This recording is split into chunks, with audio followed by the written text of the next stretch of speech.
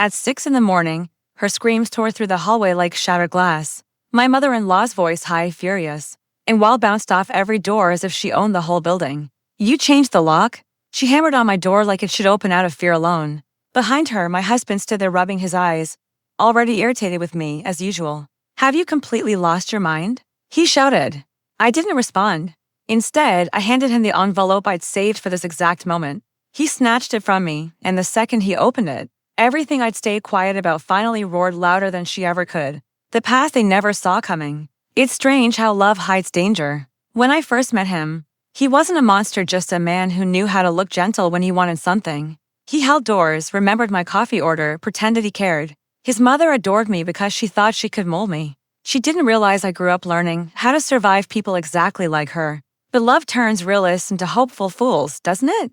I thought I found a partner. What I found was a family that saw me as something to use, quiet, agreeable, replaceable. Still, I stayed.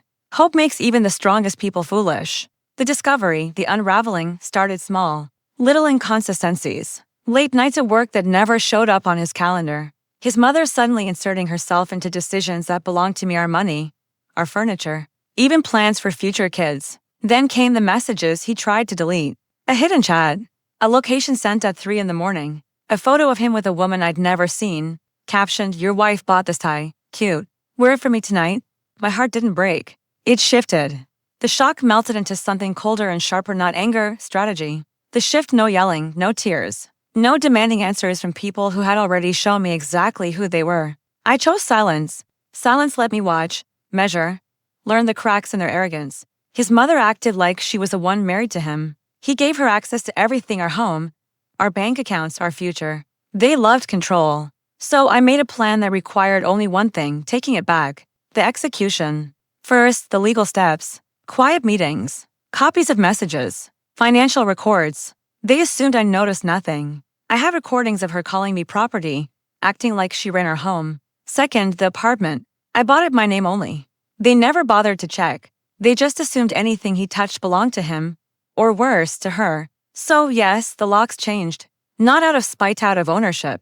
Third, the money. I froze the joint account, the one he drained to impress his mistress. I moved my paycheck to an account he didn't know existed. He learned fast that charm doesn't pay a mortgage. Fourth, the envelope. Inside were screenshots of his affair, receipts of every dollar he spent on her, a letter from my lawyer addressed to him, a restraining order addressed to his mother, and the document he dreaded most, a notice telling him he had 48 hours to leave my apartment. The climax he read in total silence. His mother stopped screaming just long enough to realize the ground under her was cracking. "What is this?" he whispered. "A record," I said, "of what you did." What she did and what happens next. His mother lunged at me, fingers stabbing the air like a weapon. "You can't kick my son out of his home." "It's not his home," I said. "It never was." She froze. He swallowed hard. I watched the exact second the truth sank in. All their scheming, all their manipulation, their little empire built on entitlement, it had all rested on a foundation they never owned. Me. And I had stepped away. He stuttered something about fixing things, talking. How I couldn't do this to him. I didn't raise my voice. "Everything in that envelope is already with my lawyer," I said. "This is just a courtesy." His face drained. His mother's eyes darted like a trapped animal. And for the first time since I married into that family, they were both silent. I stepped back into the apartment, my apartment, and closed the door. The new lock clicked. That sound ended their world. The resolution. When the hallway finally went quiet, I sat on the floor and let the stillness settle into me. Revenge wasn't loud. It wasn't dramatic. It was paperwork, planning, patience, and one perfect moment of truth. People think strength is shouting. Real strength is locking the door behind you and knowing you'll never have to open it for them again.